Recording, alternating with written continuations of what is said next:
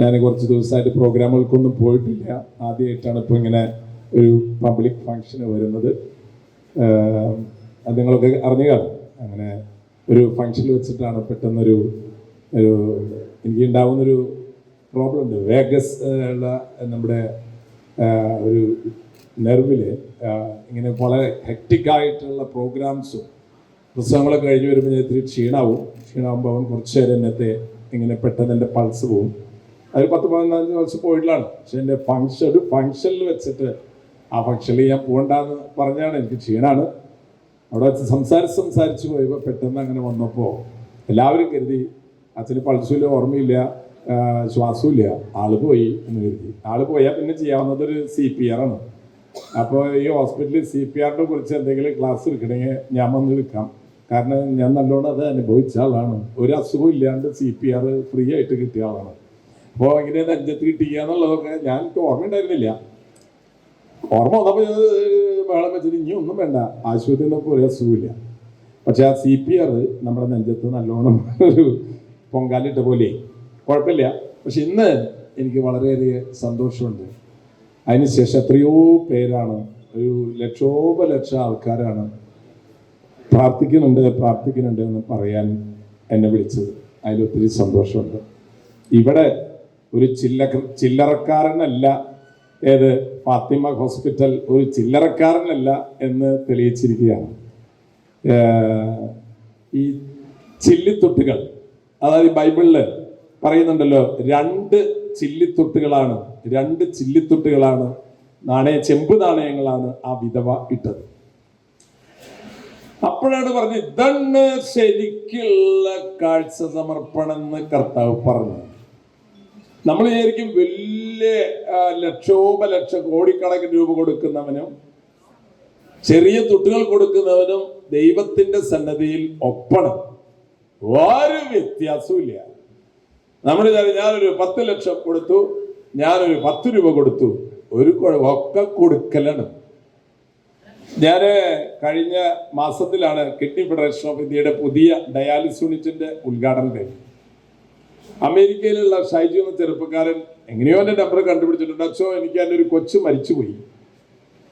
ആ കൊച്ചു ജീവിച്ചിരുന്നെങ്കിൽ ആ കൊച്ചിന് വേണ്ടി എന്തുമാത്രം ഞാൻ പണം ചെലവഴിക്കുമായിരുന്നു. ആ കുട്ടീനെ പഠിപ്പിക്കണം, ആ കുട്ടീനെ കല്യാണം കഴിക്കണം, എന്തോരല്ലേ. അപ്പൊ ആ കുട്ടി മരിക്കുന്നതിൽ ആ ഭാഗത്ത് കണക്കാക്കാൻ പാടില്ല. ആ കുട്ടി ഉണ്ടായിരുന്നെങ്കിൽ ഞാൻ എന്തുമാത്രമാണ് ആ കുട്ടിക്ക് വേണ്ടി ചെലവഴിക്കാമായിരുന്നുവോ. ആ പണമൊക്കെ അതെന്റെ അല്ല, ആ കുട്ടിയുടെയാണ്. ആ കുട്ടിക്ക് വേണ്ടി ഒരു 10-22 സ്ഥലം മാറ്റി വെച്ചിട്ടുണ്ടായിരുന്നു. അതുമ്പോൾ തൊട്ട് ഞങ്ങൾക്കില്ല. അത് അച്ഛൻ എന്താ വേണമെങ്കിൽ ചെയ്താൽ. അങ്ങനെ ആ സ്ഥലത്താണ് ഒരു ഡയാലിസിസ് യൂണിറ്റ്. അപ്പോ ഞാൻ പറഞ്ഞു, നമുക്ക് ഇവിടെ പണിയണ്ടേ, അച്ഛൻ അമേരിക്കയിലേക്ക് പോരെന്ന് പറഞ്ഞു. ഞാൻ അമേരിക്കയിലേക്ക് ചെന്നു. അവന്റെ വീട്ടിൽ 2 ദിവസം താമസിച്ച് അവന്റെ വീട്ടിലൊക്കെ ആൾക്കാരെ വിളിച്ചു കൂട്ടി ഒരു 10-35 ലക്ഷം രൂപ അവൻ സംഘടിപ്പിച്ച് കെട്ടിടം പണിതു തുടങ്ങി. അവരുടെ ഡയാലിസിന്റെ മെഷീൻ കിട്ടണ്ടേ. അങ്ങനെ ഇരിക്കുമ്പോ ഒരു ജോണേട്ടൻ എന്നെ വിളിച്ചിട്ട് പറഞ്ഞു, അച്ഛോ, ഞങ്ങള് 50 വർഷമായി കല്യാണം കഴിഞ്ഞിട്ട് അങ്ങനെ തന്നെ ഇരിക്കുന്നു. അതായത് വേറെ കുഴപ്പമൊന്നുമില്ല. അപ്പൊ ഞങ്ങൾക്ക് എന്തെങ്കിലും ചെയ്യുന്നുണ്ട്. അപ്പൊ നമുക്ക് ഡയാലിസിസ് യൂണിറ്റ് ഒരു 10 ഡയാലിസിസ് മെഷീൻ ഞാനത് തരാന്നു. എന്ത് ചെയ്യും? ആ 10 ഡയാലിസിസ് മെഷീൻ അവരെ തന്നു. ഇപ്പോ പുതിയ ഡയാലിസിസ് യൂണിറ്റ് തുടങ്ങുകയാണ്. അതിന്റെ മുകളിൽ ഒരെണ്ണം കൂടി ഞങ്ങൾ ഒരു 10 ഡയാലിസിസ് മെഷീൻ കൂടി ഇടാൻ പോവാണ്. അമേരിക്കയിൽ ഒരാൾ പറഞ്ഞു, ഞാനത് തരാച്ചാണ്. അപ്പോ ഇങ്ങനെയുള്ള ഫംഗ്ഷൻ നടക്കുമ്പോൾ ഡയാലിസിസ് ഫ്രീ ആണ് കേട്ടാ എല്ലാവർക്കും. അവിടെ ഫ്രീ ആണെന്ന് പറഞ്ഞിട്ടില്ല. ആർക്കാ ഡയാലിസിസ് ഫ്രീ വേണമെന്നപ്പോ കുറെ ആൾക്കാർ കൈബന്ധിക്കുന്നു. ഞാൻ ചോദിച്ചോട്ടെ, നിനക്ക് എന്തിനാ ഡയാലിസിസ് ഫ്രീ അല്ലോ? അതെ, അതിന് നിനക്ക് എന്തിനാ? അല്ല, ഫ്രീ അല്ലേ? എടാ, അത് കിഡ്നി രോഗികൾക്കാണ്. ഞാൻ ഫ്രീന്ന് കേട്ടപ്പോ കൈബന്ധിച്ച്. ചില ആൾക്കാർ ഫ്രീന്ന് കേട്ട അപ്പൊ പൊന്തിക്കും കയ്യേ. എന്തിനാന്ന് പോലും ആലോചിക്കില്ല. ഡയാലിസിസ് കിഡ്നി രോഗികൾക്ക് ചെയ്യുന്ന ചികിത്സയാണ്. ഫ്രീ കേട്ടോടി, എനിക്ക് ഒരെണ്ണം വേണം. ഏത് ഡയാലിസിസാ? എന്നാ പോയി കിഡ്നി രോഗമായിട്ട് വാടാ, നിനക്ക് ഫ്രീ ആയിട്ട് തരാം. അപ്പൊ ഞാൻ പറഞ്ഞു വരുന്നത്, ഇവിടെ ഇപ്പോ ഈ ചില്ലിക്കാശ്, ഈ പ്ലാസ്റ്റിക് കുപ്പികളിൽ ഈ ചില്ലിക്കാശ് ഇടുമ്പോ അവരുടെ ഹൃദയത്തില് നമ്മളൊരു മാറ്റം വരുത്തുകയാണ്. നമ്മൾ മനസ്സിലാക്കേണ്ട ചില കാര്യങ്ങൾ ഞാൻ ഈ അവസരത്തിൽ ഓർമ്മിപ്പിക്കാം. നമ്മൾ വിചാരിക്കുന്നത് ചിലർക്കൊക്കെ സമ്പത്ത് ദൈവം കൊടുക്കണത്, നമ്മൾ പറയും. ഇപ്പോ ഒരാളെന്നോട് വിളിച്ചോളൂ, അച്ചോ ദൈവാനുഗ്രഹം ചുണ്ടിനും കപ്പിനും ഇടയിൽ, അങ്ങനെ സംഭവമില്ലേ? ചുണ്ടിനും കപ്പിന്റെ ഇടയിൽ വന്നു വെച്ചോ ദൈവാനുഗ്രഹം, ഒറ്റ നമ്പറിന് പോയി. എന്നിട്ടാ ഏതാ? എന്നിട്ടാ 12 കോടി മനസ്സിലായില്ലേ? അതായത് ചുണ്ടിനും കപ്പിന്റെ ഇടയിൽ ദൈവാനുഗ്രഹം വന്നു, എന്നിട്ട് ഒറ്റ നമ്പറിന് മാറിയത് മറ്റേ ആൾക്ക് കിട്ടിയില്ല. 12 കോടി കിട്ടിയില്ലേ? ഇയാളുടെ ഒരു നമ്പർ വ്യത്യാസം വന്നു. അപ്പൊ ആ കോടിന് ഇയാൾ എന്താ പറഞ്ഞത്? ദൈവാനുഗ്രഹം. ഏത്? 12 കോടി എന്ന് പറയുന്നത് ദൈവാനുഗ്രഹം. നമ്മുടെ വിചാരം എന്ന് വെച്ചാൽ ഈ പണമാണ് ദൈവാനുഗ്രഹം എന്ന്. പണല്ല, അത് കൊടുക്കാനുള്ള മനസ്സിന്റെ പേരാണ് എന്താ പറയേണ്ടിയിരിക്കണ, അതാണ് ദൈവാനുഗ്രഹം. കൊടുക്കാനുള്ള മനസ്സ്, അതാണ് ദൈവാനുഗ്രഹം. അല്ലാതെ പണം ദൈവാനുഗ്രഹം അല്ല. ഈ പണമുള്ള ആൾക്കാരാണ് ആകത്താല വേദന പിടിച്ചിട്ടിരിക്കുന്നത്. തൃശ്ശൂർ കപ്പലിന്റെ വീക്കണ ലോലപ്പേട്ടന് ഒരു ടെൻഷനും ഇല്ല. എന്റെ ആള് 10, 30, 300 കപ്പലിന്റെ പൊതിയും വിറ്റ് ആ മണിയടിച്ച് ആള് വീട്ടിൽ പോകണു, സുഖമായിട്ട് കിടന്നുറങ്ങണു. എന്നാൽ സ്വർണ്ണക്കട നടത്തുന്ന ജോസേട്ടൻ സന്ധ്യ ആവുമ്പോ എങ്ങനെയുണ്ട് ജോസേട്ടാ? ഒന്നായില്ലച്ചോ. എന്താ അങ്ങനെ പറയണേ? 500 പവൻ വിറ്റു, പക്ഷെ ഒന്നും ആയില്ല. 500 പവൻ സ്വർണം വിറ്റ ജോസേട്ടന് ഒന്നും ആയിട്ടില്ല. 300 പൊതി കപ്പലന്റെ വിട്ട ലോനപ്പേട്ടന് സമാധാനം അയാൾ പോയി കിടന്നുറങ്ങി. അതാണ് ഞാൻ പറഞ്ഞത്, പണമല്ല ദൈവാനുഗ്രഹം. അപ്പൊ ഞാൻ നിങ്ങൾ വെറുതെ ഒന്ന് ചോദിക്കുക. അപ്പൊ നിങ്ങൾക്ക് ഇപ്പൊ ഈ പറഞ്ഞ ആൾക്കാരല്ലേ, ലോനപ്പേട്ടനും കേട്ടു, നിങ്ങൾ ജോസേട്ടനും കേട്ടു, നിങ്ങൾക്ക് ഇപ്പൊ ആരാവണം? ആരാവണം നിങ്ങൾക്ക് ആഗ്രഹം? ലോനപ്പേട്ടനാവണോ അതോ ജോസേട്ടനാവണോ? ലോനപ്പേട്ടനായാൽ കപ്പലിന്റെ വിൽക്കാം, ജോസേട്ടനായാൽ സ്വർണം വിൽക്കാം. ഏതാ വേണ്ടേ? ജോസേട്ടൻ വേണോ അതോ ലോനപ്പേട്ടൻ വേണോ? മിണ്ടില്ല. കാരണം ജോസേട്ടൻ മതിയെന്നുണ്ട്, പക്ഷെ അച്ഛൻ ഈ പറഞ്ഞ പോലെ ഒരു ഒന്നായില്ല എന്ന് പറഞ്ഞാൽ നടക്കട്ടെ വരും. പല ആൾക്കാരും എങ്ങനെയാ ഒന്നായിട്ടില്ല എന്ന്. എനിക്ക് ചെറുപ്പം എന്നോട് പറഞ്ഞു, അച്ഛൻ പ്രാർത്ഥിക്കണം, അച്ഛോ വീട് പണി നടക്കണം. ഇപ്പൊ നമ്മൾ കിഡ്നി രോഗികളുടെ കാര്യം പറഞ്ഞ എല്ലാവർക്കും ഓരോരോ കാര്യങ്ങളല്ലേ. വീട് പണി നടക്കണം, അച്ഛൻ നന്നായിട്ട് പ്രാർത്ഥിക്കണം. പ്രാർത്ഥിക്കണ എപ്പോഴും കാണുമ്പോ പ്രാർത്ഥിക്കണം, അച്ഛോ നന്നായിട്ട് പ്രാർത്ഥിക്കണ്ടെന്ന്. ഞാൻ 3-4 വർഷം കഴിഞ്ഞപ്പോ അച്ഛൻ ശരിക്കും പ്രാർത്ഥിക്കണില്ല. എന്താ എന്റെ കുറ്റത്? അതായത് അവന്റെ വീട് പണി കഴിയാത്തതിന്റെ കാരണം എന്താ? ഞാൻ ശരിക്ക് പ്രാർത്ഥിക്കാത്തോണ്ട്. എന്തിപ്പോ ഇങ്ങനെ പറയണ നീ? അപ്പൊ ഞാൻ അവന്റെ ഒരു കൂട്ടുകാരോട് ഇത് എന്തുകൊണ്ട് അവൻ പറയണേ? കുറെ വർഷമായില്ല ഒരു വീട് പണി, ഇതെന്ത് ഞാൻ പ്രാർത്ഥിക്കേണ്ടത്? എന്താ അവൻ പറയണേ? ആരാണ്? നമ്മുടെ വർഗീസ്. അവന്റെ വീട് പണിക്ക് വേണ്ടി അച്ഛൻ പ്രാർത്ഥിക്കണേ. അതെ, 7 കോടിയുടെ വീട് പണിയണേ. എന്റെ അമ്മ, 7 കോടിയുടെ വീടാണ് പണിയണേ. അവന് വേണ്ടി ഞാൻ നല്ലോണം പ്രാർത്ഥിക്കാൻ. ഇപ്പൊ എന്റെ പ്രാർത്ഥനയുടെ കുറവുകൊണ്ടാണ് ആ പണി പൂർത്തിയാക്കാൻ പറ്റാത്തത്. അപ്പൊ ദൈവാനുഗ്രഹം എന്ന് പറയുന്ന മനുഷ്യൻ എന്താ വിചാരിക്കണം എന്നറിയോ? ലോട്ടറി അടിക്കുക, വലിയ വീട് പണിയുക, അമേരിക്കയിലേക്ക് പോകാൻ പറ്റാവുന്നൊരു ദൈവാനുഗ്രഹം കിട്ടിയിരുന്നെങ്കിൽ നന്നായേനെ. ഏതാ ദൈവാനുഗ്രഹം? അമേരിക്കയിൽ പോകാൻ പറ്റും. അമേരിക്കയിലുള്ള ആൾക്കാർ ഇങ്ങോട്ട് എങ്ങനെ വന്നിട്ട് സമാധാനമായിട്ട് കഴിക്കട്ടെ, ആ ദൈവാനുഗ്രഹത്തിന് അവര് പ്രാർത്ഥിക്കണേ. അപ്പൊ പലപ്പോഴും നമ്മൾ വിചാരിക്കുന്നത് ഭൗതികമായ കുറെ നേട്ടങ്ങൾ കിട്ടുമ്പോ അതൊക്കെ അതൊന്നും ദൈവാനുഗ്രഹം അല്ല എന്നല്ല പറയണേ. അതല്ല, നമ്മുടെ ഹൃദയത്തിന്റെ ഭാവത്തിൽ വരുന്ന വ്യത്യാസമാണ് പ്രിയമുള്ളവർ. അതാണ് ഈ കുപ്പിയിലാക്കി വന്നിട്ടുള്ളത്. കുപ്പി എന്ന് പറയുമ്പോ മറ്റേ കുപ്പി ആരും ഓർക്കരുത് കേട്ടോ. ഇവിടെ ഇരുന്നിട്ട് കുപ്പി എന്നാ കേൾക്കുമ്പോഴേക്കും വേറെ സ്ഥലത്തേക്ക് പോണ ആൾക്കാരുണ്ട്. അതല്ല ഉദ്ദേശിച്ചത്. ഇപ്പോ ആ ചില്ലറക്കാശികളൊക്കെ ഒരു ചില്ലറക്കാരനല്ല എന്ന് പറഞ്ഞ് എത്ര ലക്ഷങ്ങൾ അച്ഛൻ പറഞ്ഞു കേട്ടപ്പോ എനിക്ക് ഈ നാട്ടിലെ ഇതുമായി ബന്ധപ്പെട്ട എല്ലാവരോടും ഒത്തിരി നന്ദിയുണ്ട്. നിസ്സാര കാര്യങ്ങൾ മതി പ്രിയമുള്ളവരെ ഈ ഭൂമിയിലെ അത്ഭുതങ്ങൾ പ്രവർത്തിക്കുക. 5 അപ്പമാണ് 5000 ആൾക്കാർക്ക് കൊടുത്തത്. ആ സംഭവം ബൈബിളില് വായിക്കുമ്പോൾ ഞാൻ പള്ളിയിൽ പറയാറുണ്ട്. അതായത് പത്രോസിന്റെ സ്ഥാനത്ത് നമ്മളാണ് കർത്താവിന്റെ ശിഷ്യൻ എന്ന് കരുതുക. അപ്പൊ അങ്ങനെ പത്രോസിനോട് ഇവിടേക്ക് ഭക്ഷണം കൊടുക്കണം, അതൊന്നും കൂടി പറയാനേ പോണ്ടേ. ഇപ്പൊ ആൾക്കാര് വിശപ്പിനെ കുറിച്ച് ആലോചിക്കാണ്ടിരിക്കണ്. ഇതിപ്പോ അപ്പെന്നാ പറഞ്ഞു കഴിഞ്ഞാൽ അപ്പ വിശപ്പ വരും. ഇപ്പൊ അങ്ങനെ എങ്ങനെയെങ്കിലും പൊക്കോട്ടെ, എവിടെയെങ്കിലും കഴിച്ചോട്ടെ.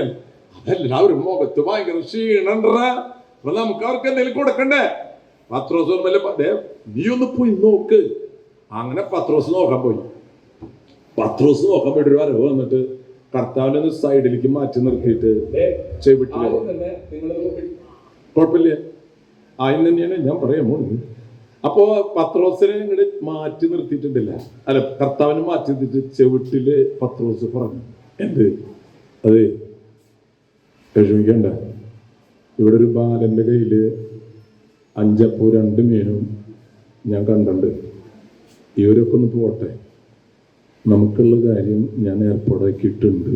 ഏത് 5 അപ്പവും 2 മീനും ഈ ആൾക്കാരൊക്കെ ഒന്ന് പോകുമ്പോ അതുകൊണ്ട് നമുക്ക് അഡ്ജസ്റ്റ് ചെയ്യാം. ആരെ നമുക്ക് കഴിക്കാന്ന് കർത്താവ് പറഞ്ഞ നമ്മള് കഴിക്കേണ്ട കാര്യമല്ല. നമ്മുടെ ജീവിതത്തിലുണ്ടല്ലോ, എനിക്കെന്ത് കിട്ടും, എനിക്കെന്ത് കിട്ടും, എനിക്ക് എന്തുട്ട് കിട്ടാനുണ്ട്. ഈ ആശുപത്രിയൊക്കെ കാണുമ്പോഴേ ഇതിന്റെ മുമ്പിൽ കൂടെ പോകുമ്പോ ഒന്ന് കുമ്പിട്ടിട്ട് പോണത് നല്ലതാണ് കേട്ടോ. വേറെ ഒന്നല്ല, അവസാനം ഇവിടെ ആയിരിക്കും ചിലപ്പോ വരിക, നമുക്കറിയില്ലല്ലോ. ഞാൻ ഈ യാത്ര ചെയ്യുമ്പോ ആശുപത്രി കാണുമ്പോ നമ്മളെപ്പോഴാവോ ഇവിടെ വരിക, നമ്മുടെ വിചാരം എന്താണെന്നറിയോ, നമുക്കൊന്നും രോഗം വരില്ല, നമുക്കൊന്നും വണ്ടിടിക്കില്ല, നമുക്കൊന്നും ക്യാൻസർ വരില്ല എന്നൊരു വിചാരം. അത് ഈ പിശാചിന്റെ ഭയങ്കര തട്ടിപ്പ് മന്ത്രമാണ്. എനിക്കൊന്നും വരില്ല, എനിക്കൊന്നും സംഭവിക്കില്ല, അങ്ങനെ വെച്ചാലാണ് മറ്റുള്ളവരെ കുറിച്ച് അവൻ ചിന്തിക്കാതിരിക്കുക. നാളെ എനിക്കും കിഡ്നി നഷ്ടപ്പെടുകയോ ക്യാൻസർ സംഭവിക്കുകയോ ചെയ്യാമെന്ന് കരുതുന്ന ഒരു മനുഷ്യൻ ഇവിടെ എങ്ങാനും നിൽക്കുന്നുണ്ടെങ്കിൽ, ആ ചിന്തയുള്ള മനുഷ്യനാണെങ്കിൽ ശരിയാ എനിക്കും വരാലോ, അല്ലേ. കിഡ്നി രോഗം വന്നപ്പോ ആൾക്കാർ ഇപ്പൊ എന്തെയ്യണമെന്ന് വെച്ചാൽ, പലപ്പോഴും ഇവിടെ രോഗിയിൽ ഇരിപ്പുണ്ട് എനിക്കറിയാം, ഞാൻ പൊതുവിൽ പറയണം. അപ്പൊ ഒരാളെന്നെ അച്ഛൻ എന്റെ കിഡ്നി പോയി, അപ്പൊ നമുക്കൊരു സാമ്പത്തിക സഹായം വേണം, അച്ഛനൊന്നും എല്ലാവരോടും പറയണം. ഞാൻ പറയാം 10-15 ലക്ഷം രൂപ വരും. ഞാൻ പറഞ്ഞു സത്യസന്ധമായിട്ടൊരു കാര്യം എന്നോട് ചോദിക്കണം, ഇവിടുത്തെ രോഗികളായിരിക്കുന്നവരൊന്നും വിഷമിക്കരുത്. ഞാൻ അവരോട് ചോദിച്ചു, നിനക്കിപ്പോ കിഡ്നി പോയി 10-15 ലക്ഷം രൂപ വേണം, ആൾക്കാരോടൊക്കെ പറയാം, സമ്മതിച്ചു. ഞാൻ പറയാം, ഒറ്റ ചോദ്യം ശരിക്കും ഉത്തരം പറയണോ. നിനക്ക് 18 വയസ്സ്, എനിക്ക് 52 വയസ്സ്. ഈ 52 വയസ്സിന്റെ ഉള്ളില് നീ ഇത്രയും നാളത്തെ ജീവിതത്തിൽ ആർക്കെങ്കിലും ഏതെങ്കിലും രോഗിക്ക് എന്തെങ്കിലും സഹായം നീ കൊടുത്തിട്ടുണ്ടോ? ജാബല്ല കാര്യം പറ, കൊടുത്തിട്ടുണ്ടോ? ഇല്ല. പിന്നെ എങ്ങനെയാടാ നിനക്ക് രോഗം വരുമ്പോ നിന്നെ നാട്ടുകാരൊക്കെ സഹായിക്കണം? ഏതോ കാലത്ത് എന്തോ നട്ടാൽ ഏതോ കാലത്ത് എന്തോ തിന്നാം, ഇല്ലേ? അങ്ങനെയില്ലേ? അങ്ങനെയല്ല. ഏതാണ് എന്തൊരു കാര്യം ഉണ്ടല്ലോ, ഏതോ കാലത്ത് എന്താ നടുക, ഏതോ കാലത്ത് ദിവകാലത്തല്ലേ, പറഞ്ഞോളൂ. ഏതാ കാലത്ത്? സമ്പത്ത് കാലത്ത് തൈപ്പത്ത് വെച്ചാൽ ആപത്ത് കാലത്ത് കാപ്പത്ത് തിന്നട. നീ തൈപ്പത്ത് നടാണ്ട് കാത്തായോ? എവിടെ കാത്തായോ? നീ ആദ്യം പോയി തൈപ്പത്ത് നടണം. ഈ കുപ്പിയിലിട്ടോരൊക്കെ ഇപ്പോ തൈപ്പത്ത് നട്ടു, നടിച്ചോ കയ്യേ, കുഴപ്പമില്ല. അത് കുപ്പിയിലോടൊക്കെ തൈപ്പത്ത് നട്ടല്ലോ, ഇനി അവർക്ക് കാപ്പത്ത് തിന്നാടോ. ഇവിടെ അതൊന്നും ഇല്ലാത്ത ആൾക്കാരെ ആലോചിക്കണ്ട, അയ്യോ ഇടാൻ മറന്നുപോയി വെച്ചോ, കുഴപ്പമില്ല, അച്ഛൻ്റെ കൊണ്ടുകൊടുത്താൽ മതി. ഇതാണ് തൈപ്പത്ത് നടല്. പ്രിയമുള്ളവരെ, ഞാൻ എൻ്റെ ജീവിതത്തിൽ ഇങ്ങനെ തൈപ്പത്ത് നട്ടോണ്ട് നടക്കാം. ഞാൻ ഏത് പള്ളിയിൽ ചെന്നാലും പള്ളിയിലെ എല്ലാ ഇടവകയിലെ കുടുംബങ്ങൾക്കും ഓരോ വലിയ തൈ, ശരിക്കുള്ള തൈ തന്നെ, മാവ്, പ്ലാവ്, പേര, മറ്റേ പപ്പായ, ഇതൊക്കെ കൊടുത്തു. ഞാൻ ഇടവെന്ന് മാറി പോകുമ്പോ അച്ഛോ സപ്പോർട്ട് ഉണ്ടായിട്ട് തിന്നടാ. അപ്പൊ അച്ഛന് എനിക്ക് വേണ്ട, നീ അപ്പുറത്തെ വീട്ടുകാർക്ക് കൂടി കൊടുത്തോളൂട്ടോ, തന്നെ തിന്നരുത്. പ്രിയമുള്ളവരെ, തൈപ്പത്ത് നട്ടുപോകും. ഇപ്പൊ എന്റെ ഈ തൃശ്ശൂർ ഭാഗത്തൊക്കെ ഒരു 10,000 മരങ്ങളുണ്ട്. എനിക്ക് സ്ഥലമില്ല. അപ്പൊ സ്ഥലമില്ലാത്ത നിന്റെ സ്ഥലത്ത് നട്ടറാ. അവരത് തിന്നുമ്പോ നമുക്ക് സന്തോഷമായി, അവർക്ക് തിന്നുമ്പോ വയറാന്നറിയാം, പക്ഷെ എന്റെ മനസ്സാന്നറിയാം. നമ്മൾ കൊടുത്ത സപ്പോർട്ടാ, നമ്മൾ കൊടുത്ത പേരക്ക്. പ്രിയമുള്ളവരെ, ആ ചില്ലിക്കാശുകൾ ആ കുപ്പിയിലിട്ടവർ അറിയുന്നില്ല, അവർ ഒരു കിഡ്നി രോഗിയുടെ ഹൃദയത്തിലാണ് ആ ചില്ലിക്കാശുകൾ ഇട്ടിട്ടുള്ളത്. അതിന് സ്വർണത്തെക്കാൾ രത്നത്തെക്കാൾ വിലയുണ്ട്. പലപ്പോഴും നമ്മൾ ഇടുന്ന, അതാണ് യേശു ക്രിസ്തു പറഞ്ഞത്, ഈ വിധവയാണ് ശരിക്കും ദൈവത്തിന് തൻ്റെ ഹൃദയം സമർപ്പിച്ചത്. ഇന്ന് മനുഷ്യന് എന്താ ആവശ്യം അറിയോ? പണത്തേക്കാൾ ആവശ്യം എന്താണ് ആവശ്യം? ഒരാള് ഒരു ഹോട്ടലിലെത്തിയിട്ട് അയാൾ ഒരു ഹോട്ടലിന്റെ മൂലയ്ക്ക് ചെന്നിരിക്കുക. 2 തരം ഹോട്ടലുണ്ട്. ഒന്ന് മങ്ങിയ വെളിച്ചുള്ള ഹോട്ടല്, ചിലയിടത്ത് നല്ല വെളിച്ചുള്ള ഹോട്ടല്. മങ്ങി വെളിച്ചുള്ള ഹോട്ടലാണ് 5 സ്റ്റാർ, പക്ഷെ വലിയ വെളിച്ചുള്ളതാണ് തട്ടുകട. അങ്ങനെയുണ്ട്, 2 തരം ഹോട്ടലുണ്ട്. ഇയാള് കയറിയത് മങ്ങി വെളിച്ചുള്ള ഹോട്ടലിലാണ്. ഒരു മൂലയ്ക്ക് ചെന്നിരിക്കുക. അപ്പൊ മറ്റേ തൊപ്പി വെച്ച ആള് വന്നിട്ട് പറഞ്ഞു, സാർ മെനു. അത് നോക്കി കുറെ നേരം ഇരിക്കും. അയാൾ എന്തുകൊണ്ട് തക്കിയോലി കഴിക്കണ. അപ്പൊ അയാൾ അല്ല, ഇതിലൊന്നും തനിക്ക് വേണ്ടതില്ലേ? അല്ല, എനിക്ക് ഒന്നും പറയണ കുറെ നേരം ഇവിടെ ഇരിക്കണേ, ഞങ്ങളുടെ കാത്തുക തനിക്ക് എന്നിട്ട് വേണ്ടേ? അപ്പൊ ആള് പറഞ്ഞു, എനിക്ക് 2 നല്ല വാക്കും 1 ഓറഞ്ചും. എന്തുട്ട്? 2 നല്ല വാക്കും 1 ഓറഞ്ചും മതി, വേറെ ഒന്നും വേണ്ട. ഇന്ന് മനുഷ്യന് ആവശ്യം 2 നല്ല വാക്ക്. ഒരു രോഗിക്ക് ആവശ്യം മരുന്നല്ല, 2 നല്ല വാക്ക്. പിന്നെ പറ്റിങ്ങിന് ഓറഞ്ച് കൊടുത്തോ. ഇതാണ് മനുഷ്യന് ആവശ്യം. രോഗം എന്ന് പറയുന്നത് പാപം അല്ല. നമ്മുടെ വിചാരം രോഗികൾ എന്ന് പറഞ്ഞാൽ പാപികൾ എന്നാണ്. അല്ല, അങ്ങനെയാണെങ്കിൽ ലോകത്തിൽ എല്ലാവരും പാപികളാണ്. അതെ, ഈ രോഗം നമുക്കല്ല ജീവിതത്തിൽ അവസാനം എങ്ങനെയാണെങ്കിലും രോഗം വരുന്നുള്ള കാര്യം ഉറപ്പാണ്. അതുകൊണ്ടാണ് ഞാൻ പറഞ്ഞത് തൈപ്പത്ത് നടാൻ മറന്നു പോകരുത്. എന്റെ കിഡ്നി ഫെഡറേഷൻ ഓഫ് ഇന്ത്യയില് അവർക്ക് വലിയ വലിയ തേക്ക് മരങ്ങളെ നട്ടിട്ട് പോയിട്ടുള്ളത്. അതുകൊണ്ട് ഇവിടെ ഈ പ്രദേശത്തുള്ള എല്ലാ കിഡ്നി രോഗികൾക്കും ഈ ചില്ലറക്കാരൻ അവർക്കൊരു ആശ്വാസം കൊടുക്കുന്ന സാഹചര്യം ഒരുക്കുകയാണ്. ഇത്രയും നിങ്ങൾ ഇതിനു വേണ്ടി സഹകരിച്ചു എന്നുള്ളത് ഒരു മഹാ വിസ്മയമാണ് എനിക്ക് തോന്നുന്നത്. എന്തായാലും ഞാൻ നേരത്തെ അച്ഛനോട് പറഞ്ഞ പോലെ ഈ ചില്ലറക്കാരനെ തൃശ്ശൂരും കൊണ്ട് ഞാൻ വിളമ്പും. എന്തോട്ടം നോക്കിട്ടിരിക്കണേ, കണ്ടില്ലേ കൊച്ചിയിൽ വരും പള്ളുരുത്തിയിലവര് ചില്ലറക്കാരിലല്ലവര്. നമ്മളെന്നിട്ട് നോക്കിട്ടിരിക്കണേ, അന്ന് നമുക്ക് പിടിക്കട കുപ്പി, മറ്റല്ല കുപ്പി എന്ന് പറയുമ്പോ ഒക്കെ പേടിക്കണപ്പോഴേ പിടിക്കട പ്ലാസ്റ്റിക് കുപ്പി പിടിക്കുക ഇട്ടുടങ്ങിയോ. പ്രിയമുള്ളവർ, ഈ കേരളത്തിൽ എന്തോരം കിഡ്നി രോഗികളുണ്ടെന്ന് അറിയോ? 45,000-ൽ പരം കിഡ്നി രോഗികളുണ്ട്. ഇവർക്കൊക്കെ എങ്ങനെ സഹായിക്കും? കുറെ പേർക്കൊക്കെ ഇങ്ങനെ കിട്ടുന്നു, കുറെ പേരൊക്കെ ജീവിതത്തിന്റെ വലിയ കയങ്ങളിലേക്ക് താന്നുകൊണ്ടിരിക്കുകയാണ്. എൻ്റെ ഫോണിൽ ഒരു ദിവസം തന്നെ 10-25 പേര്. ഞാൻ പറഞ്ഞു, ചേട്ടാ ഞാൻ എന്ത് ചെയ്യാൻ നിൽക്കുന്നു? അല്ല അച്ഛൻ എന്തെങ്കിലും വിചാരിച്ച. പ്രിയമുള്ളവരെ, നമുക്ക് തീർക്കാൻ പറ്റാത്ത ആവശ്യങ്ങളാ മനുഷ്യർക്ക്. കിഡ്നി രോഗികൾ മാത്രമല്ല. അതുകൊണ്ട് ഞാൻ നിങ്ങളെ ഓർമ്മിപ്പിക്കുന്നത്, നമ്മുടെ ജീവിതത്തിൽ കൂടുതൽ ദൈവം തന്നിട്ടുണ്ടെങ്കിൽ അത് ദൈവം നമ്മെ പരീക്ഷിക്കുന്നതാണ്. അങ്ങനെയുണ്ട്. ഇത് ശ്രദ്ധിച്ച് കേട്ടോട്ടാ. അത് അനുവാനം ലാസ്റ്റ് മൊബൈലുണ്ടല്ല, അത് അനുവാനം കൂടുതലോ കൊടുത്തു. സ്വർണ്ണപ്പട്ട്, മഞ്ഞപ്പട്ട്, നീലപ്പട്ട്, പച്ചപ്പട്ടിലൊക്കെ ആൾ കിടന്നില്ലേ? സൗകര്യങ്ങള്, സുഖങ്ങള്, ഭാര്യ, ഭർത്താവ്, കുട്ടികള്, ഒക്കെ ആയിട്ട് സുഖമായിട്ട് കൊടുത്തു. പരീക്ഷിച്ചാണ്. എന്തെന്ന്? ഇതൊക്കെ നിനക്ക് കിട്ടുമ്പോ അവിടെ കിടക്കണ ലാസറിനെ നീ കാണുമോ? നീ അവൻ എന്ത് ചെയ്യുമോ എന്ന് എനിക്കറിയണടാ. മനഃപൂർവ്വം നിനക്ക് ഞാൻ നിന്റെ കച്ചവടം നന്നാക്കി തന്നതാ. മനഃപൂർവ്വം കച്ചവടം നല്ലോണം ഉണ്ടല്ലേ? ഉണ്ടച്ചോ. മോൻ ഗൾഫിൽ പോയില്ലേ? ഉവച്ചോ. ശമ്പളം 3 ലക്ഷം വെച്ചോ. വീട് പൊളിച്ചു കൊണ്ടതാ. ഉവച്ചോ. നിന്നെ ദൈവം പരീക്ഷിക്കുകയാണ്. എന്തിനാന്നറിയാം? കൂടുതൽ തന്നാൽ നിന്റെ സ്വഭാവം മാറുമോ? മാറിയില്ലോ, സ്വഭാവം മാറും. നിങ്ങൾ ബൈബിളിലെ ജോബിന്റെ പുസ്തകത്തില് ജോബിന് എല്ലാ സുഖ സൗകര്യങ്ങളും കൊടുത്തു, എല്ലാ സൗകര്യങ്ങളും, സമ്പത്തും ധാരാളം. ഈ സമ്പന്നരോടൊക്കെ ഈ ബൈബിളിൽ ഉണ്ടല്ല. സമ്പന്നരുടെ കാര്യം കർത്താവ് പറഞ്ഞാൽ പോയി, സമ്പന്നരെ നിങ്ങൾക്ക് ദുരിതം, സമ്പന്നരെ. ഞാൻ ഈ സമ്പന്നരോട് കർത്താവിന് ഇത്ര ദേഷ്യം, അവര് സമ്പത്തിന്. എന്താണെന്നറിയോ? നിങ്ങൾക്ക് സമ്പത്ത് വർദ്ധിക്കുമ്പോ, ആരോഗ്യം, സമ്പത്ത്, സ്വത്ത് വർദ്ധിക്കുമ്പോ നമ്മൾ വിചാരിക്കുന്നത് ഇതൊക്കെ ദൈവാനുഗ്രഹമാണ്. ദൈവാനുഗ്രഹമാകണമെങ്കിൽ ആ സമ്പത്ത് നീ എന്തിനു വേണ്ടി ഉപയോഗിക്കുന്നു എന്നതിലാണ് ദൈവാനുഗ്രഹം ഉണ്ടാകുക. അല്ലാണ്ട് കാശ് കൂടുമ്പോ ദൈവാനുഗ്രഹം ഉണ്ടായിന്ന് പറയണ്ടട്ട. അതാ പകടണ്. സമ്പത്ത് കൂടിയ വീടുകളിലാണ് കലഹങ്ങൾ കൂടുതൽ. ചെറിയ കുടിലുകളിലെ തല്ലും വഴക്കുണ്ടായാൽ രാത്രി ഇത്തിരി സ്മോൾ അടിച്ച് വരുന്നോടുകൂടെ അത് അവസാനിക്കും. എന്നാൽ സമ്പന്നരുടെ വീട്ടിലെ തല്ലും വഴക്കുണ്ടായാൽ പെട്ടെന്ന് അവസാനിക്കില്ല. എന്താ? സമ്പത്ത് അവരുടെ ആറ്റിറ്റ്യൂഡുകളെ മാറ്റും. അപ്പൊ ജോബിനെ പരീക്ഷിച്ചു. എല്ലാം നഷ്ടപ്പെട്ടപ്പോ ജോബ് പറഞ്ഞു, ദൈവം തന്നു, ദൈവം എടുത്തു, അതിന് എനിക്ക് എന്ത് ചെയ്തം? ഭാര്യ പോലും പറഞ്ഞു, പോയി തൂങ്ങി ചത്തുടറോ, ഇങ്ങനെയൊക്കെ ജീവിക്കണം എന്തിനാന്ന് ഭാര്യ പോലും പറഞ്ഞു. ഭാര്യയ്ക്ക് അറപ്പുണ്ടായി എന്നാണ് ബൈബിളിൽ എഴുതിയില്ല. അറപ്പ് തന്നെ കാണുമ്പോ തന്നെ അറപ്പണം എനിക്ക്, കുഷ്ഠം പിടിച്ചിട്ടൊരു സാധനം. അപ്പഴാ പറഞ്ഞ ഭാര്യ, അതെ നീ കിടന്നിങ്ങനെ ചലക്കണ്ട, നിന്നെ കണ്ടിട്ടല്ല ഞാൻ ജീവിക്കണത്, എനിക്ക് ദൈവം തന്നു, ദൈവം എടുത്തു, അതിൽ നിനക്കൊന്നൊരു ഛേദം. അതുകൊണ്ട് പ്രിയമുള്ളവരെ, സമ്പത്ത് വർദ്ധിക്കുമ്പോൾ സൂക്ഷിച്ചില്ലെങ്കിൽ അപകടമാണ്. ഞാൻ പറയാറുണ്ട് എന്റെ കട ചേട്ടാ കൊടുത്തോട്ടെ വല്ലവർക്കൊക്കെ, അപകടം കേട്ടാ. ദൈവം നിന്നെ പരീക്ഷിക്കണതാണ്.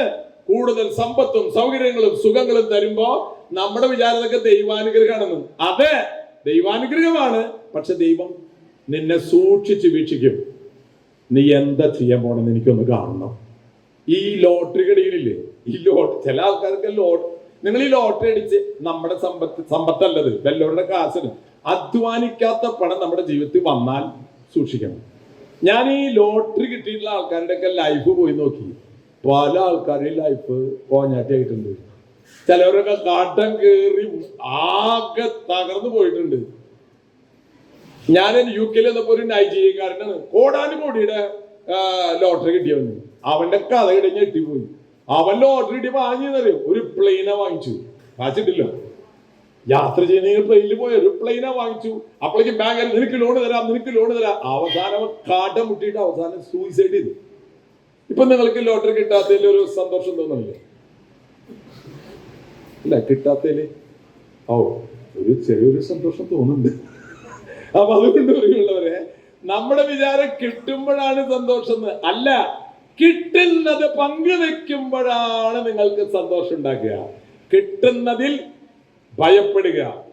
കിട്ടുന്നത് നമ്മൾ പങ്കുവെക്കാതിരുന്നാൽ നമുക്ക് കിട്ടുന്ന അനുഗ്രഹം നമുക്ക് നഷ്ടപ്പെടും. പങ്കുവെക്കുമ്പോഴാണ്. ഞാൻ അവസാനിപ്പിക്കാം. ഒരു പുസ്തകത്തിൽ, ഏതോ പുസ്തകം ഞാൻ വായിച്ചിട്ടുണ്ട്. ഒരു സ്ത്രീ ബെർഗ് പറക്കാനായിട്ട് കാട്ടിപ്പോയി.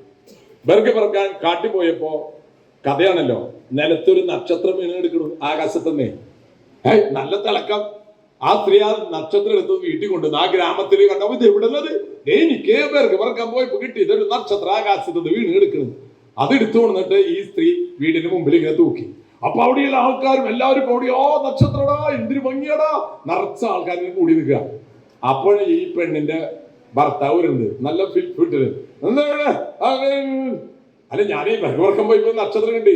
അതില് അല്ല, ഈ നക്ഷത്രം നിനക്ക് കിട്ടിയ നക്ഷത്രല്ലേ, അതിനെ അവരെ കാണിക്കുന്നത്, ഞാൻ തൂക്കിയേ.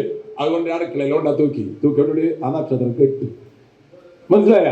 അപ്പൊ നമുക്ക് കിട്ടുന്നത് പ്രിയമുള്ളവരെ നമുക്ക് വേണ്ടി മാത്രം ഉപയോഗിച്ചാൽ. ഇപ്പൊ ഡേവിസ് ചെർമലച്ചൻ, ഞാൻ അച്ഛനായി എനിക്ക് കിട്ടുന്ന സുഖങ്ങളും സൗകര്യങ്ങളും എനിക്ക് വേണ്ടി മാത്രം ഉപയോഗിച്ചാൽ ഞാൻ പെട്ടുപോകും.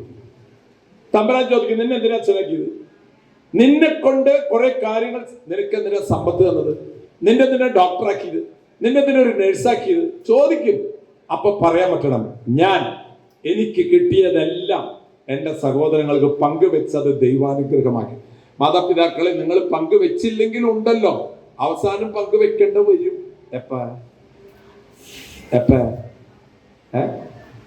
അല്ല, മറ്റേ മരണപത്രമൊക്കെ എഴുതല്ലോ. അപ്പൊ എന്തായാലും കൊടുത്തിട്ടേ പോവാൻ പറ്റുള്ളൂ. ഞാൻ പറയാറുണ്ട്, ഈ ലോനപ്പെട്ടൊക്കെ മരിച്ചു കിടക്കുമ്പോ, മഞ്ചളി കിടക്കുമ്പോഴേ ഓഫീസെല്ലാം വരുമ്പോ, ലോനപ്പെട്ട തന്റെ കുറുക്കാര്, തനിക്ക് 100 ഏക്കർ സ്ഥലം, എന്തെല്ലാം സൗകര്യം, താൻ കിടക്കണ കിടപ്പ് കണ്ട, താൻ ഇതൊക്കെ ഉണ്ടായിട്ടുള്ള എന്തെങ്കിലും ഒന്ന് കൊണ്ടുപോക്കൂടോ. ആരെ? ലോനപ്പേട്ടന. ആളൊന്നും കൊണ്ടുപോയില്ലെന്ന്, ഒക്കെ ഇവിടെ ഇട്ടിട്ട് പോവാ. ആ ഇടണത് ആ പ്ലാസ്റ്റിക് കുപ്പിയിൽ ഇട്ടിരുന്നെങ്കിൽ വല്ല ഗുണം ഉണ്ടായിരുന്നു. ഏത് മരിച്ചു പോകുമ്പോ ഇവിടെ ഇട്ടിട്ട് പോണതേ, അതിന് നേരത്തെ തന്നെ ഇതിലിട്ടാ മതി. അച്ഛാ, ഇനി പ്ലാസ്റ്റിക് കുപ്പി അറിയില്ലേ? ഉണ്ട് ഞാൻ പറയാണ്. അപ്പോ നിങ്ങൾ മരിച്ചിട്ട് നിങ്ങളുടെ സ്വത്തും സമ്പത്തും ഒക്കെ നിങ്ങളുടെ മക്കൾക്ക് കൊടുത്തതിന്റെ പേരില് സ്വർഗത്തിൽ ഒന്നും കിട്ടില്ല. കാരണം എന്താ? ഗതിയില്ലാണ്ട് കൊടുത്തിട്ട് പോണത് മരിക്കല്ലേ, അവരെടുത്തോളും. ഒരു അപ്പൻ മരിക്കാറാണ് സമയത്ത്, എന്തോണേ ആ വീട് അപ്പനൊന്നും മര്യാദയ്ക്കാണ് നിങ്ങൾക്ക് മരിച്ചേ, അതൊക്കെ ഞങ്ങള് പങ്കുവെച്ചെടുത്തു. അപ്പൻ അവസാന നേരത്ത് പറയുന്നത്, ആ പറമ്പ് ഇവിടെ കൊച്ചു. അപ്പൻ ഇതൊക്കെ ആലോചിക്കണം മരിക്കണ നേരത്ത്. അല്ല, അതിപ്പോ ഈ വീട് എന്റെ അപ്പം മര്യാദക്ക് സമാധാനത്തിന് കിടന്ന് മരിക്ക്, അതൊക്കെ ഞങ്ങളെ അപ്പം മരിച്ചിട്ടുള്ളത് ഞങ്ങൾ എടുക്കാണ്ടിരിക്കോ? അതൊക്കെ ഞങ്ങൾ എടുത്തോളാം അപ്പാന്ന്. മനസ്സിലായില്ല? അങ്ങനെ കൊടുക്കണേന് എന്ത് പുണ്യാടോ ഉള്ളേ? അല്ല, നിങ്ങൾ പറയാ, മരിച്ചു പോകുമ്പോ എന്റെ സ്വത്തൊക്കെ പിള്ളേരും നാട്ടുകാർക്ക് കൊടുത്തു, അതില് പുണ്യല്ലേ? നിനക്ക് കൊണ്ടുപോകാൻ പറ്റാത്ത സാധനല്ലേ? കൊണ്ടുപോകാൻ പറ്റാത്ത സാധനം നാട്ടിൽ ഇവിടെ ഇട്ടിട്ട് പോണു. എന്താ കാര്യം? അതാ ചില്ലറക്കാരന്റെ കുപ്പിയിലിട്ടിരുന്നെങ്കിലാ.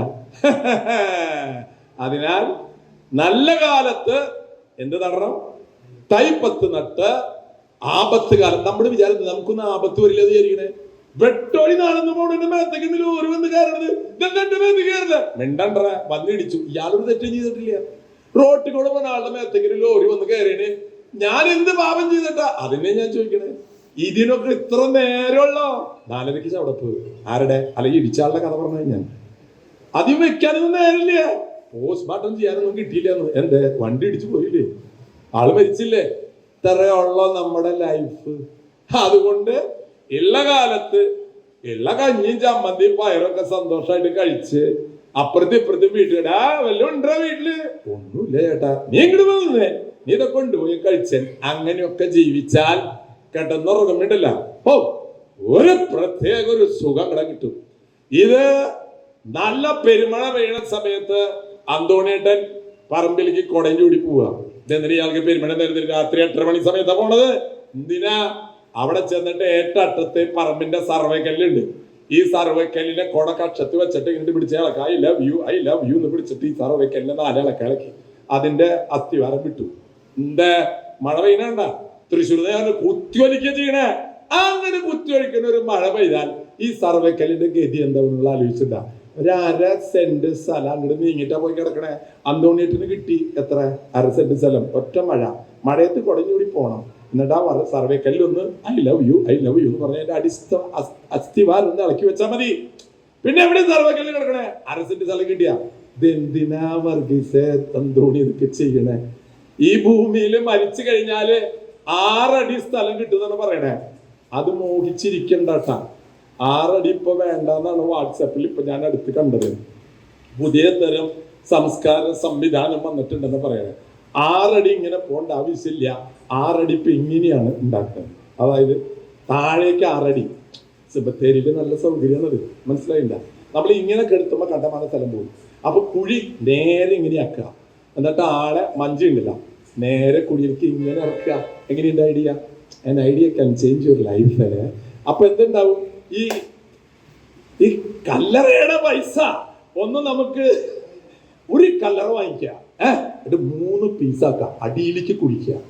അപ്പനും അമ്മയും പിന്നെ ഞാനും, ലക്ഷ്മിയും സാവിത്രിയും പിന്നെ ഞാനും, 3 പേർക്ക് കിടക്കാനുള്ള ഒരു കല്ലറയുടെ കാശില് 3 ആളെ കയറ്റാം. ഇപ്പൊ അങ്ങനെ ഇറക്കണേന്ന്. ഏത്? ഇങ്ങനെ കിടത്തണ്ട. നമ്മളിപ്പോ കിടന്നാലും ഇരുന്നാലും സംഭവം താഴെ പോയാ പോരെ. അപ്പൊ ഇത് പറയണത് മനുഷ്യൻ ഇതൊക്കെ ഒന്ന് ആലോചിച്ചാലുണ്ടല്ല. നിങ്ങളെ അച്ഛന് ഒരു കുപ്പി ഇങ്ങോട്ട് തായ ചോറ് കുപ്പി നിറഞ്ഞു എന്ന് പറഞ്ഞിട്ട് അച്ഛൻ്റെ അടുത്തേക്ക് വരും. അങ്ങനെ നിറഞ്ഞു വെച്ചാൽ വലിയ കുപ്പിയൊക്കെ നിറഞ്ഞിട്ടുണ്ട്. അപ്പൊ അതുകൊണ്ട് ഈ ഫാത്തിമ ഹോസ്പിറ്റല് ഇത് ഒരു വലിയൊരു മാതൃകയാണ്. ഈ പ്രദേശത്തുള്ള എല്ലാ മനുഷ്യർക്കും ഡയാലിസിന്റെ ബുദ്ധിമുട്ടുകൾ ഒഴിവാക്കി കൊടുക്കണം. ഇന്ന് വന്നിട്ടുണ്ടായിരുന്ന ഒരു രോഗി, അച്ഛാ ഡയാലിസിസ് ചേട്ടൻ എവിടെ നിന്ന് വരണ്ടേ? തൊടുപുഴയെന്ന്. എൻ്റെ മോനെ ഇവിടെ കിഡ്നി ഡയാലിസിസ് യൂണിറ്റിലെ തൊടുപുഴയെന്ന് വന്നിട്ട് ഡയാലിസിസ് ചെയ്യാൻ പറ്റില്ല. ഞാൻ എന്ത് ചെയ്യാച്ച? വേറെ മാർഗമില്ല. ഞാനിപ്പോ എന്താ ഡയലൈസർ ഇല്ല, ഡയലൈസർ അതൊരു 10,000 വാങ്ങിച്ചു വെച്ചിരിക്കുക. വരണ ചേട്ടത്തിന് 3 കൊണ്ട് എന്ത് ആശുപത്രിയുള്ള ഡയാലിസിസ്. ഞങ്ങൾ അങ്ങനെ ഡയലൈസറുകൾ വാങ്ങിക്കുകയാണ് 1000 അല്ലാണ്ട് ഇപ്പൊ എല്ലാവർക്കും ഇപ്പൊ ഒരു ഡയാലിസിസ് ഉണ്ട്. ഇവിടെ എത്ര മെഷീൻ ഉണ്ട്? 17 മെഷീനുള്ളോ? 17 മെഷീൻ എത്ര പേരെ കിടത്താൻ പറ്റും? അപ്പൊ നിങ്ങളൊക്കെ ചെയ്യേണ്ടത്, അച്ഛൻ നേരത്തെ പറഞ്ഞില്ലേ, ബർത്ത്ഡേയുടെ കാര്യം പറഞ്ഞില്ലേ, 100 രൂപ ഒരിക്കലും നിങ്ങൾ കൊടുക്കരുത്. എന്താ കാരണം? ബർത്ത്ഡേക്ക് 100 രൂപ കൊടുക്കരുത്. എന്താ കാരണം? 100 രൂപ കൊടുക്കണമെന്ന് വാശിയൊന്നും പിടിക്കും. ചില ആൾക്കാരെ എങ്ങനെയാ, ഞാൻ 100 രൂപ കൊടുക്കും. അപ്പൊ 100 വയസ്സാവണേ. കിഡ്നി ഫെഡറേഷനിൽ ഒരു ചെറുപ്പക്കാരൻ പറയുന്നുണ്ട് കുവൈറ്റിൽ നിന്ന്. ആ വന്നിട്ട് എന്നോട് പറയണം, അച്ഛോ ഞാൻ 1,00,000 രൂപ കിഡ്നി രോഗികൾക്ക് വേണ്ടി കൊണ്ടിട്ടുണ്ട്. എന്തല്ല, കഴിഞ്ഞ വർഷം എനിക്ക് കിഡ്നി രോഗം വന്നില്ല, അതുകൊണ്ട് 1,00,000 രൂപ. അടുത്ത വർഷം എനിക്ക് കിഡ്നി രോഗം വന്നില്ലെങ്കിൽ ഞാൻ വരും, 1,00,000 കൊടുക്കും. 4 വർഷമായി അവൻ വരുന്നു. ഓരോ വർഷവും അവൻ കിഡ്നി രോഗം എന്തിനാ കൊടുത്തു തരുന്നവൻ? കിഡ്നി രോഗം പറ വരാത്തതിന് 1,00,000 രൂപ. ഭയങ്കര മിടുക്കലാട്ടാ. വന്നാ 10-25 ലക്ഷം രൂപ. ഇതിപ്പോ 1,00,000 കൊണ്ട് സംഭവം അടിച്ചു മാറ്റിണ്ട്. ഹായ്, ചില ആൾക്കാരുടെ മനസ്സിൽ ലഡു പൊട്ടണ പോലെ എനിക്ക് തോന്നുന്നുണ്ട്. കൊള്ളാലോ ഐഡിയ. കാരണം എന്തായാല് അവൻ പറയുന്നത് അടുത്ത വർഷം എനിക്ക് കിഡ്നി രോഗം വന്നില്ലെങ്കിൽ 1,00,000 രൂപ, വന്നാലോ പിന്നെയില്ല. അപ്പൊ അതുകൊണ്ട് കിഡ്നി രോഗം വരാത്തവരൊക്കെ ഒന്ന് കൈബന്ധിച്ച്, വരാത്തവര് കൈബന്ധിക്കും. പക്ഷേ ഒക്കെ രോഗികളല്ലല്ലോ. വേണമെങ്കിൽ കേട്ടോ. അപ്പോ അടുത്ത വർഷം നിങ്ങൾക്ക് വരാതിരിക്കണമെങ്കിലുള്ള മാർഗം അവൻ കടഞ്ഞു കിട്ടാ. അവനിപ്പോ 4 വർഷമായിട്ട് കിഡ്നി രോഗമില്ല. അവൻ പറഞ്ഞ മരണം വരെ ഞാൻ അച്ഛൻ്റെ അടുത്ത് ഓരോ ലക്ഷമായിട്ട് വരും, അടുത്ത വർഷത്തേക്ക് 1,00,000 അഡ്വാൻസ് ഒക്കെ ആയിട്ട് തന്നിട്ട് പോണ ആള്. അച്ഛോ അടുത്ത വർഷത്തേക്ക് 1,00,000 തന്നിട്ടുണ്ട്, അത് വന്നാൽ തിരിച്ചു തരണം കേട്ടോ. ഏത് അഡ്വാൻസ്? അടുത്ത വർഷത്തേക്കുള്ള 1,00,000 തന്നിട്ട് പറയാണ് എനിക്ക് കിഡ്നി രോഗം വരാത്തതിനാണ് ഇപ്പൊ തരണത്, വന്നാൽ ഞാൻ അച്ഛൻ്റെ അടുത്തേക്ക് വരും, ആ 1,00,000 കൂടെ തിരിച്ചു തരണം. അപ്പൊ നമ്മൾ എന്ത് ചെയ്യണം? ദൈവമേ അവന് കിഡ്നി രോഗം വരുത്തല്ലേ. അപ്പൊ നിങ്ങൾക്ക് എല്ലാവർക്കും കിഡ്നി രോഗം വരുത്താതിരിക്കാൻ ഓരോ ലക്ഷം വീതം. പിന്നെ ഓരോ ലക്ഷമൊന്നും കൊടുക്കണ്ട ചേട്ടാ. ജീവിതത്തിൽ നല്ല മനസ്സുണ്ടാകുക, നല്ല മനസ്സുണ്ടാകുക. ഈ രോഗികളുടെ വേദനയുടെ രോഗികൾ ഇരിക്കുന്നുണ്ട്, ആ വിഷയം അദ്ദേഹം പറഞ്ഞില്ല. സങ്കടം ഉണ്ട് എനിക്ക്. ഞാന് കേരളത്തിലെ മുഴുവൻ യാത്ര ചെയ്ത കിഡ്നി രോഗികളുടെ വീടുകളിൽ രാത്രി അവരുടെ വീട്ടിൽ താമസിച്ച ആളാണ്. എന്തിനാണെന്നറിയോ? ആ രോഗിയുടെ വിഷം അറിയാം. കിഡ്നി കൊടുത്ത ആളുടെ കാര്യത്തിൽ എനിക്കറിയുള്ളൂ, ആ രോഗികളുടെ വിഷം അറിയാൻ താമസിച്ച ആളാണ്. ഞാൻ ബോംബെയിൽ ചെന്നപ്പോ ഒരാൾ എന്നോട് കിഡ്നി രോഗം കഴിഞ്ഞ് ഓപ്പറേഷൻ കഴിഞ്ഞപ്പോൾ ഞാൻ കാണാൻ ചെന്നപ്പോൾ ആൾ പറയണ വെച്ചാ ഓപ്പറേഷൻ കഴിഞ്ഞപ്പോൾ ഡോക്ടർ ബില്ല് തന്നു. ആ ബില്ല് നോക്കിയിട്ട് ഇയാൾക്ക് അറിയാം 8,00,000. അപ്പോൾ ഡോക്ടർ തന്നോട് പറഞ്ഞിട്ടുണ്ടായിരുന്നില്ലേ? അതെ. പിന്നെ താനെന്തിപ്പോ ഇത്ര കരച്ചിലൊക്കെ? അതല്ല, ഒരു പ്രാവശ്യം മൂത്രമൊഴിക്കാൻ 8,00,000 രൂപ വരുന്നു ഇപ്പോഴും മനസ്സിലായി. ആളിപ്പോഴാണ് മൂത്രമൊഴിച്ചത് 8 വർഷമായിട്ട്. 8,00,000 കൊടുത്തിട്ടാണ് ഒരു പ്രാവശ്യം മൂത്രമൊഴിച്ചത്. ഇവിടെ എറണാകുളം ബസ് സ്റ്റാൻഡിൽ 2 രൂപയല്ലേ? അല്ലേ 2 രൂപയല്ലേ? 2 കൂട്ടിയുണ്ടോ അറിയില്ല. എത്രയാ? അപ്പൊ അതുകൊണ്ട് 8,00,000 കൊടുത്തിട്ടാണ് അയാൾ ഒരു പ്രാവശ്യം മൂത്രമൊഴിച്ചെന്ന് മനസ്സിലായ? നമ്മുടെ ജീവിതത്തിൽ കിട്ടിയിട്ടുള്ള നന്മകള് നമ്മൾ എണ്ണിയാലുണ്ടല്ല, വീടും പറമ്പും വിറ്റിട്ട് നിങ്ങൾ ഇവിടെ കൊണ്ടുകൊടുക്കും. നമുക്ക് ദൈവം തന്നിട്ടുള്ള അനുഗ്രഹങ്ങൾ. അതിനാൽ ഈ മനോഹരമായ കൃത്യം ഇവിടെ അച്ഛൻ അത് ഇനിഷ്യേറ്റ് ചെയ്തു, നിങ്ങൾ എല്ലാവരും സഹകരിച്ചു. പ്രിയമുള്ളവരെ, മനുഷ്യന്റെ മനസ്സ് നന്നായാൽ ഈ ലോകം സ്വർഗമാണ്. മനുഷ്യന്റെ മനസ്സ് ചീത്തയായാൽ ഈ ലോകം നരകമാണ്. പേടിയാണ് മനുഷ്യരിപ്പോൾ മനുഷ്യൻ. അതിനാൽ നമ്മൾ നമ്മുടെ ജീവിതം മാത്രം നോക്കാതെ അപരന്റെ വേദനകൾ ദുഃഖങ്ങളിലേക്ക് ഇറങ്ങാൻ ഈ വലിയ സംരംഭം തുടക്കം കുറിച്ചതിൽ വലിയ അഭിമാനവും സന്തോഷമുണ്ട്. അച്ഛനോടും സിജോച്ചനോടും ഒത്തിരി നന്ദി പറയുന്നു. ഇതൊരു മാതൃകയാണ് അച്ഛൻ കാണിച്ചത്. അതിന് സഹകരിച്ച എല്ലാവർക്കും നന്ദി പറഞ്ഞുകൊണ്ട് എൻ്റെ വാക്കുകൾ ചുരുക്കുന്നു. നന്ദി, നമസ്കാരം.